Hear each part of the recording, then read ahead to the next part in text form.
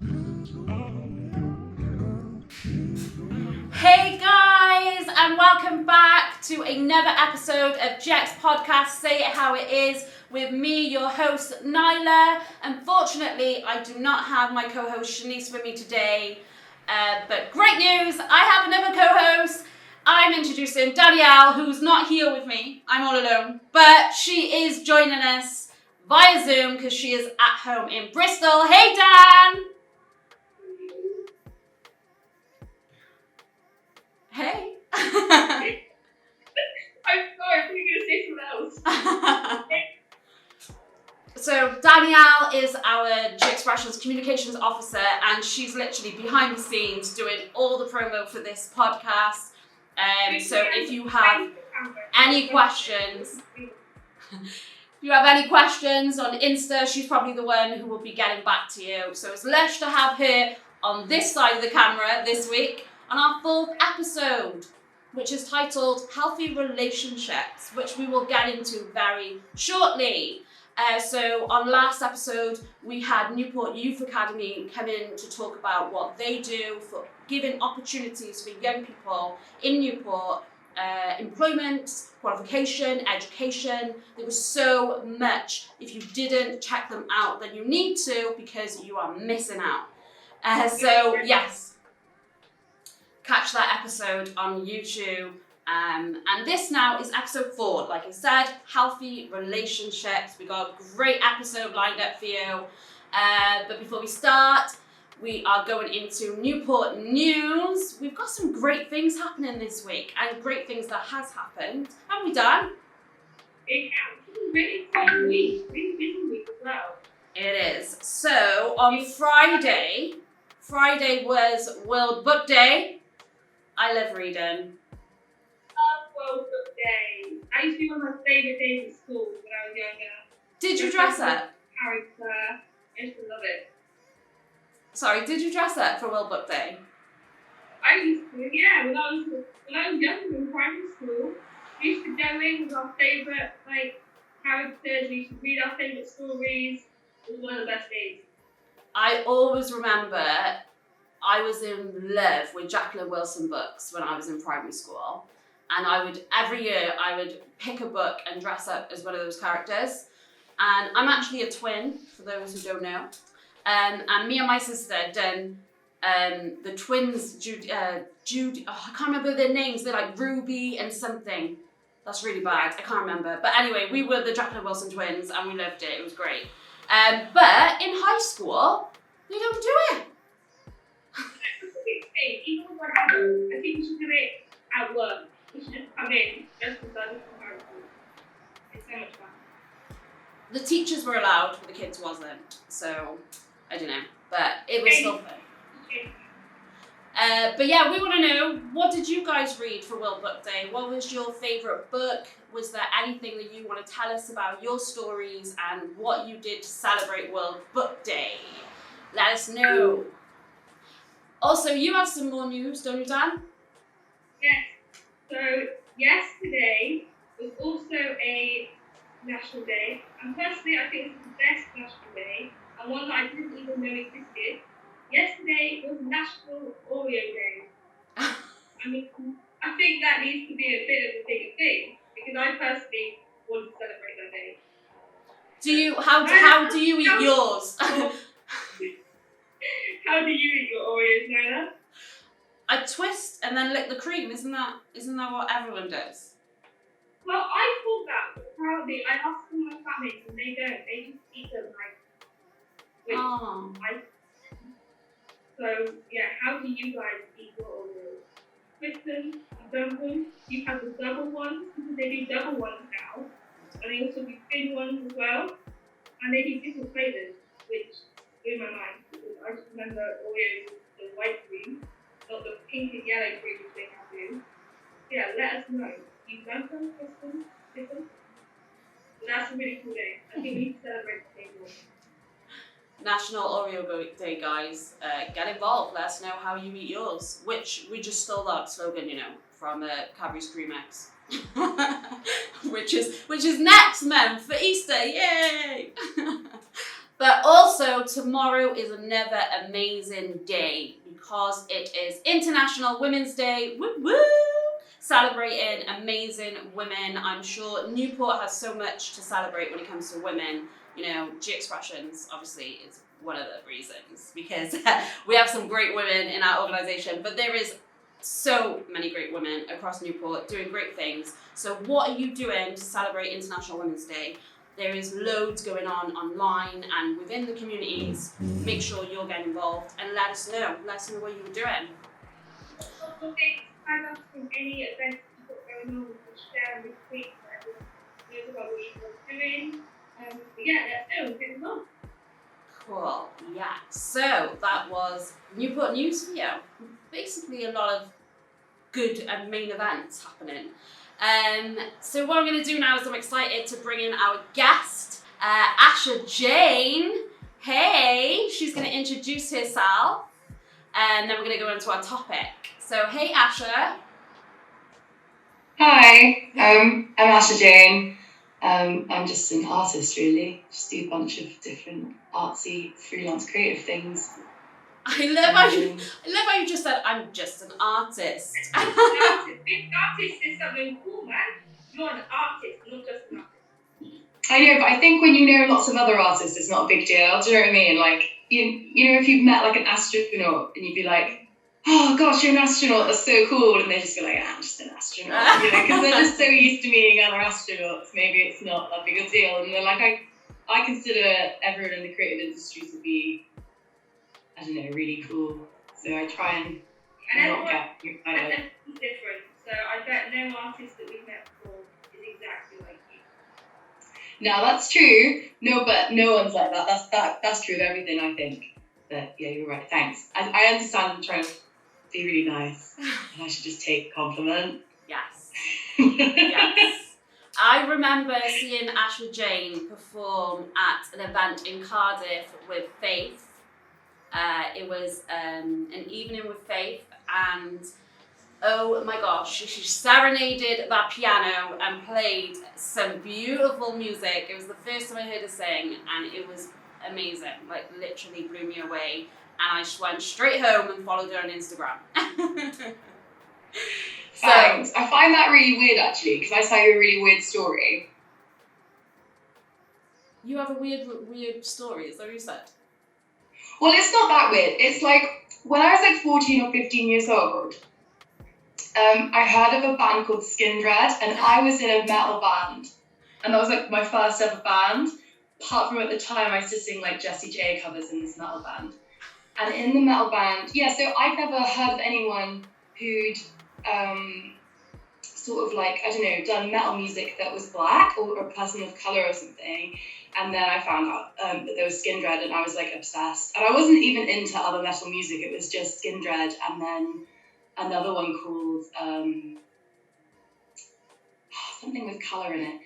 Why have I forgotten the band name? But anyway, yeah, so then I found it really wild because then I realised that about your dad, that just like blew my mind, that you liked my music, but I liked My your music in a way. And I also really enjoy your daughter's music. I think she's going places. I think she's incredible. I love watching her online as well. So I just think it's really interesting how like it's a spider web in a way. Yeah. And I always talk about this thing where like we're all connected in like weird ways. Oh, that's lush. Well, a little sneak peek, drop it in there. Benji Webb from Skindred will be on our next podcast episode. So make sure you check it out. Oh, see? I'm such a big fan. Oh, so we're going to start off with a game. We always like to bring a bing. I literally don't even know what was coming out of my mouth then. We always like to bring a bit of fun to our podcast. So, Asha, are you ready? We're going to do a little celebrity couple trivia. How are you with trivias? It depends on the subject, doesn't it? How are you with celebrity trivia? I'm really bad at like reality television stars, maybe, but I might be okay with artists like musicians and stuff. Okay, so we've got a few questions. I'm going to give you one and Danielle will give you one and we'll see how many you get right. You ready?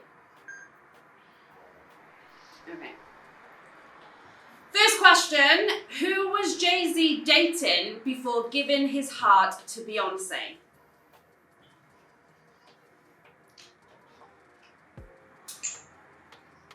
No. No. Well, do you know what? I didn't know this one. This was actually a hard one. He was actually dating Rosario Dawson, who's an American actress, and she's amazing. I love her. So yeah, that was who he was dating just before he got with Beyonce. Okay, number 2. Which of these guys have Kim Kardashian never dated? And I'll give you 4 options. So which one has she not dated? A. Nick Cannon. B. The Game. C. Justin Timberlake. D. Christian Ronaldo. Oh my gosh, that's really hard. Has she... Can we guess? No, I wouldn't know it correctly. Take a guess. I want to guess that she's not dated Ronaldo and that she has dated the others. Myla, you actually haven't given me an answer, I just realised. I'm so sorry. I know the answer, and I was really shocked by this, but actually she has dated Ronaldo. They dated briefly. She has never dated Justin Timberlake. Okay. Yeah. I wouldn't have thought that either, actually. Yeah, I sort of like went on a guessing thing and I was like, she likes musicians. And I was like, so it's gotta be. Okay, question 3. I hope you get this one. Who did Prince Harry marry in 2018?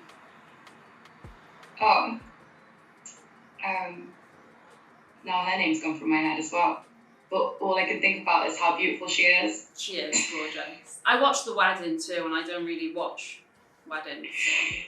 Yeah, same. I watched back highlights and I wouldn't normally watch it back. Why has her name gone from my head?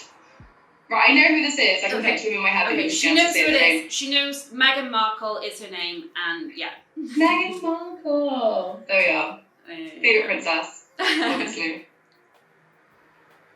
Okay, number 4. It is rumoured, that Ed Sheeran's song, Don't, was about a breakup he had with another celebrity singer. Who is it? I actually know this one. It's Ellie Goulding. Yeah! It is! Ellie Goulding apparently cheated on him with Niall. Yeah, in the same hotel. So bad, so bad. Okay. They were all in the same hotel. I find that insane. Wow. Right, number 5. Name this gorgeous power couple. She's a dark-haired former member of the Spice Girls, and he's a good-looking football player. The Beckhams. Yeah, it is. Victoria and David Beckham. Well done. Okay, number 6. You're doing good. You're doing well. I was doing really badly. Now my brain's like there. Yeah, you're getting it now. Who is Ashton Kutcher married to? Was it Mila Kunis? Well, he was married to Mila Kunis. I don't know. Did they ever marry? Oh, I don't know. Oh. But yeah, sorry. Who was it, Dan? Jessica Bentley? I don't No, know. it is. Do you know what? Ashton Kutcher is married to Mila Kunis, isn't he? He is. I thought he was. Kutcher Maybe is he's married. not. Can we Google it? He is married to Mina Kula, whatever her It's name only is. giving me some facts that she's...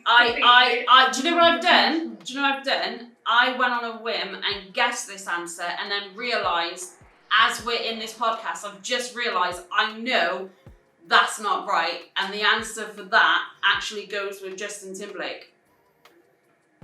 Yeah, no, it says currently Mila Kunis. Yeah, from that's who he's 2015. with. But what I did... And previously Demi Moore. Right, there you go. See, what I did is I told Danielle the answer was Jessica Biel, who was actually married to Justin Timberlake. But I've always confused Justin Timberlake and Ashton Kutcher. I don't know why. They're very similar. No? Just me? Okay. I feel like I can kind of see it. Why are you just being like... Yeah. No, I can kind of see it. But I still want to say why. Yeah, so that was my error. Okay, number 7. In 2016, who did Stormzy go exclusive with? Who did he go exclusive with? Yeah, in 2016. Oh, Maya Jama. Yeah. Yay! I know from speaking to her that he was dating her for about 3 years beforehand. Yeah.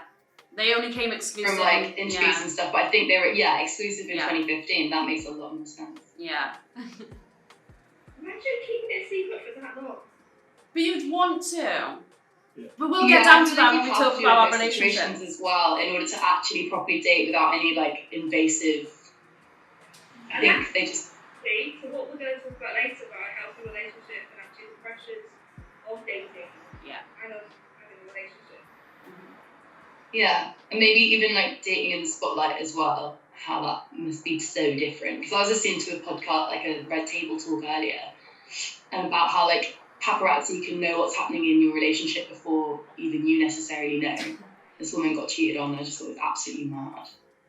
But, What is yeah. your lifestyle?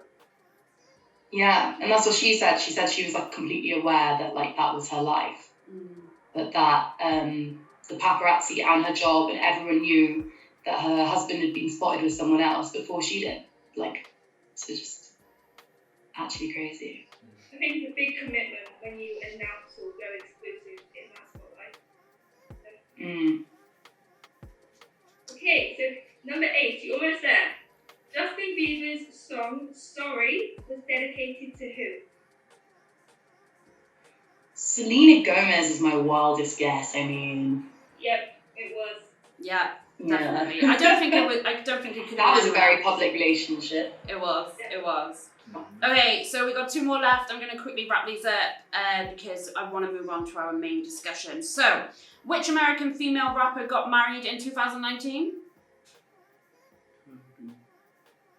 Cardi. No. It's Nicki Minaj. No, It is Cardi Nicki B. Minaj. No, it was definitely Nicki Minaj. She married Kenneth Petty in 2019. And finally, who broke up in 2017 after having a baby together? After having a baby together. Yeah, they broke up. They're British. I will give you a clue. I don't know. Cheryl and Liam Payne. Okay. Yeah. So, well I done. really need to brush up on my celebrity trivia. I feel like I got like 4 of those. Oh, I wasn't too bad. I mean, I messed up by telling you that Ashton Kutcher was married to Justin Timberlake's wife, so. Oh, but right, okay, cool, fun game. So we are going to jump straight into why we're here, healthy relationships. So this is a topic that, you know, doesn't go away. Young people are dating. During lockdown and restrictions, there are pressures on relationships. You know, there's so much that we can talk about in this one topic. Unfortunately, we only have a little bit of time. So I think what we're going to do is try and just zoom in on what is important in a relationship and how music, being the artist that you are, influences relationships. So first question basically would be, what to you makes a relationship? My main pillars, I can get past everything, but I do like to have a really honest partner, and someone who isn't too controlling, if that makes any sense, because I do need lots of freedom to sort of be myself and be accepted as myself, in order to sort of get along. So I feel like those 2 things are just a really honest person. Even if it's bad news, I like to just know, as opposed to just it being kept from me. So that's always my main thing with any relationship as well, not even just romantic ones. Yeah, and that makes total sense, you know, being able to have your freedom as a person, you know, and not being restricted because you're in a relationship and having to feel that pressure of, I have to tell my partner where I am, I have to ask if they don't mind, if I can go here.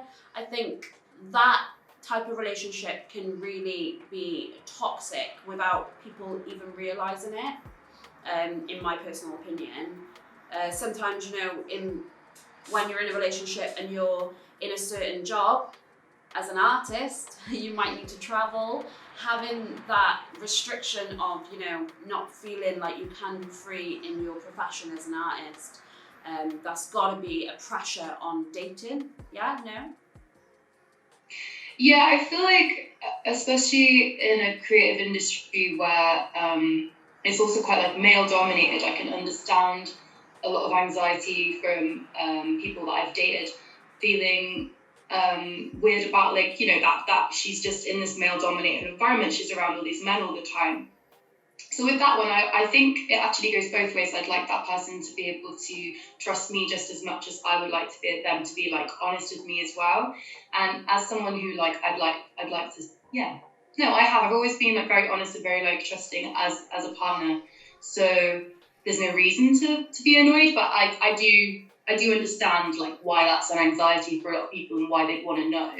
And I think out of courtesy, I would like to tell my partner where I am, or but I don't like when somebody is constantly texting you and asking you what you're doing every second, and then you don't have any space to like breathe there. So I think it's like fair enough. Like say I was like touring in Germany or something, be like, hey, I'm going to Germany. I'm going to be there for like 14 days, or if that's how that works. Not right now, but I wouldn't want to be asked every second of like, where are you? What are you doing? Who are you with? Because it's just too invasive and like it's not very healthy. I think as well, like going back to what you said about trust, I totally agree. You want to become your own person as well. You want to, as much as you're on a journey together, you want to discover yourself as well, and you need your own space to be able to do that. And I think it's the same with like giving that to them as well, in the same way that I would give that to another person, I would expect that back. And I think there are some relationships that work really well when they are a bit more codependent than that. And it's so easy to slip into being like that as well. Because I've done it in the past, but I've sort of learned that it's not healthy for me. And I think that's one thing about healthy relationships. It doesn't look the same way for everybody, but for the most part, it has the same sort of beacons that it's built on. So we put out and asked the public, we asked you guys, what is a healthy relationship? And you guys came back with some really good words, when you think of a healthy relationship, you think of a good relationship, an honest relationship, trusting, like Asha said. There's so many different words. Respect, patience. So you said that actually in the lockdown, forming a healthy relationship is harder because you're finding that you can't see one another. So maybe that is making you doubt your partner or making you trust maybe what they're doing because you're not with them in person and you're not having that face-to-face communication. So a lot of you told us that the pandemic has changed a lot about how you feel about a healthy relationship. Asha, do you agree with that to an extent? Yeah, I've had that, I've dated in the pandemic, so I've done like FaceTime dating, I've done socially distanced like walks in the park, I've been to so many of those now, and like I feel like it is a lot harder. I think it's easier to date when you're doing like social distance walks and stuff like that, but it has been quite hard not being able to sort of like meet some people and only like FaceTime them and not really know if you are like physically compatible, I guess. And in terms of trust, yeah, I do find that a little bit weird because I don't know what you're doing outside of that camera. Is your bedroom tidy? I don't know because we're facing this way. And but maybe I've been trying not to make a big deal out of it because it's just eventually we'll go back. Yeah. I try not to like dwell on it too much, but I do think a lot of my friends have really struggled with not being able to see their partners. And it's just one of those things you've got to try and make it work, don't you? Like have romantic nights on Zoom or move in together. Yeah, and I mean, we are quite, well, I'd say we're mature women who've had the experience of dating and, we've been in relationships, so we understand what we want. As young people dating, do you think, well, first of all, how old were you when you started dating, if you don't mind? Or how old do you think young people tend to start dating these days? Is there a pressure for you to be in a relationship when you're in school? I didn't date anyone that I went to school with until after I left school. But I think I was interested in boys around the age of 13, which I think is hormonally natural. Yeah. And then I think my first boyfriend, who is still one of my friends to this day, I was 17 and he was 18. Okay. And I do think that was a good age, but I also think that it's not weird to wait longer than that. And I think I had someone the other day said to me, I'm 21, is that weird? I've only ever had one partner.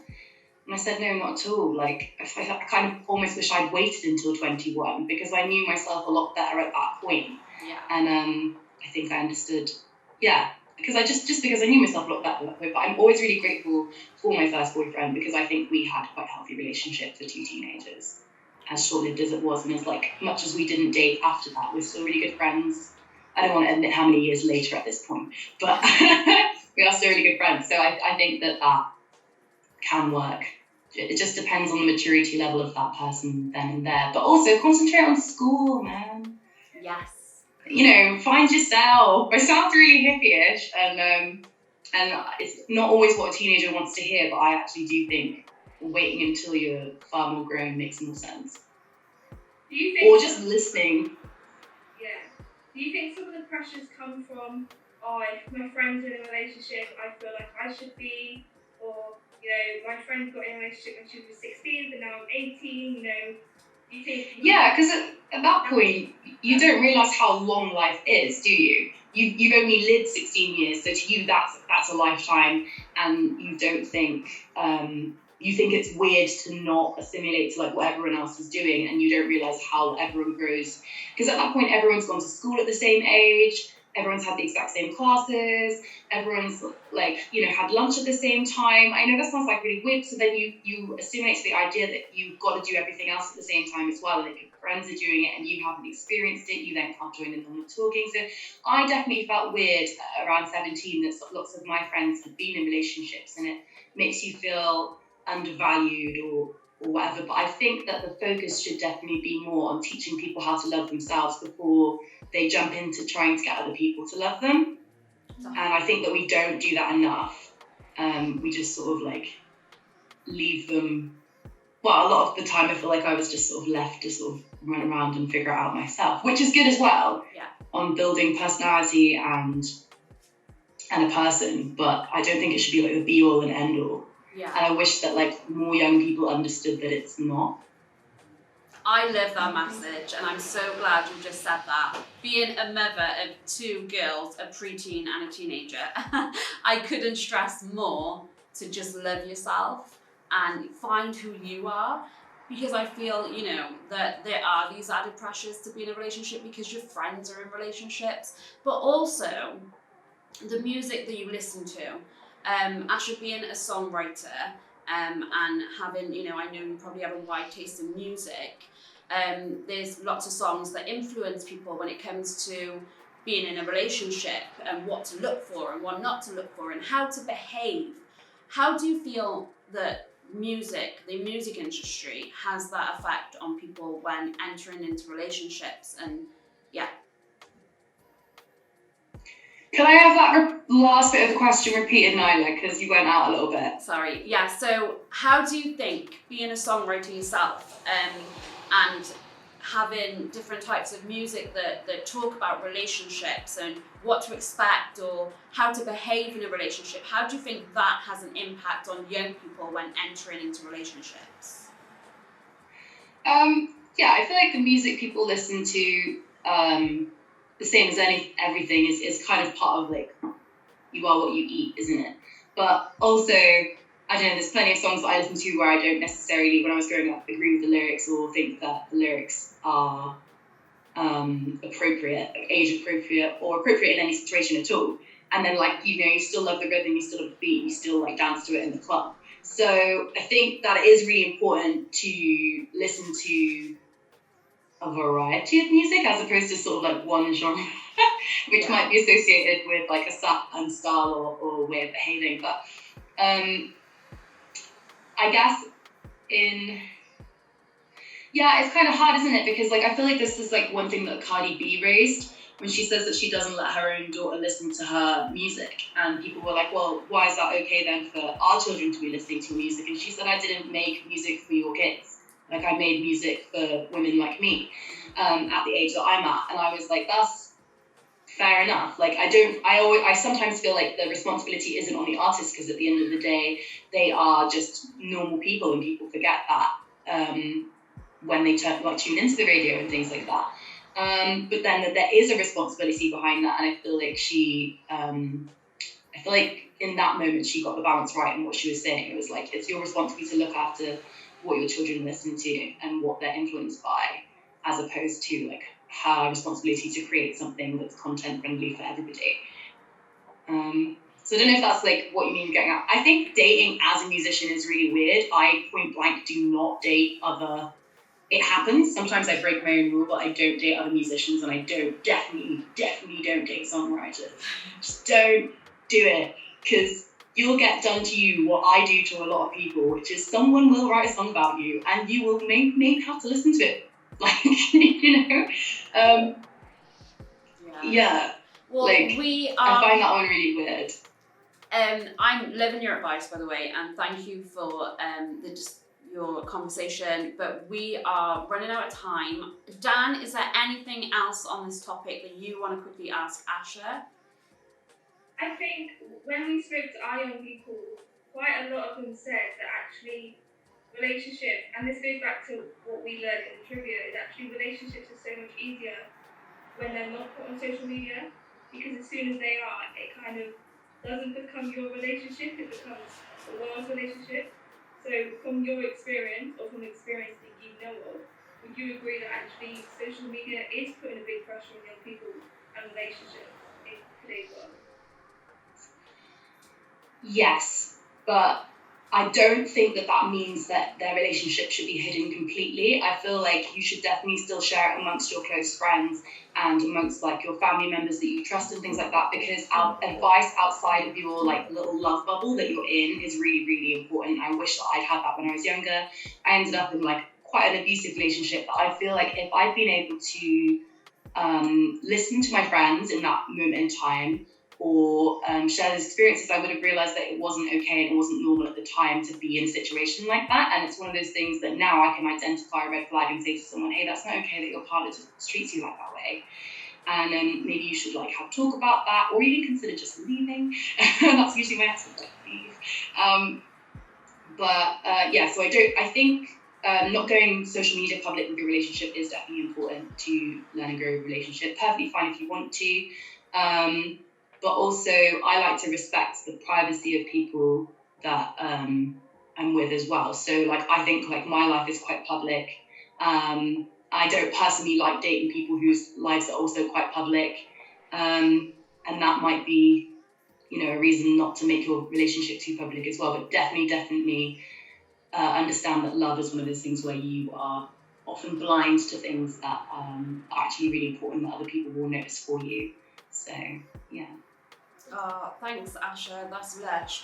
And thank you for being on tonight's episode. Like, you've said some really, really valid points. And if you're listening, guys, people relate a lot to what you said. Yeah, if you've listened in, then definitely try and pick up on some stuff that Asha have said. If you want to talk to us about your dating life, just hashtag us, hashtag GXDateLife. If you want to share some stuff, we have youth workers that can talk to you, can reach out and encourage you, or just be there to listen, basically. So again, thanks, Asha. It's been lush having you. Thank you for having me. Sorry I'm really bad at trivia. But yeah, thanks for having me. It's nice hanging out with people, even if it's here on a screen. Yeah, it is. But yeah, bye, Asha, and we will see you soon and hopefully be in touch soon with you. Bye. Awesome. That was great, Dan. That was so cool. I think young people will really relate to her experiences, and actually it's sometimes nice to hear it from someone else, to actually think like, okay, yeah, I feel that way. I'm not alone. I feel those things as well. So yeah, that was really cool. Yeah, it was. So guys, make sure that you get in touch if you need to. So our last part of the episode is Artist of the Week. And this week, We have a photographer who I came across on Facebook. I personally know her. She's amazing and she's doing some great work. So if you're getting married, if you're engaged, if you're having a baby, if you've got some pets that you want pictures of, whatever, she does it all. Check her out. Photography by India. Check out the link and yeah, get at her if you want some pictures taken. Socially distanced pictures, by the way. And that is our episode 4. Loving it. Thanks, Dan, for joining me. Couldn't have done it without you. You've been a great co-host. We're just trying to do the studio properly, but we've got to keep everyone safe. So soon. Yeah, and that is a wrap, guys. We will see you again soon. Peace.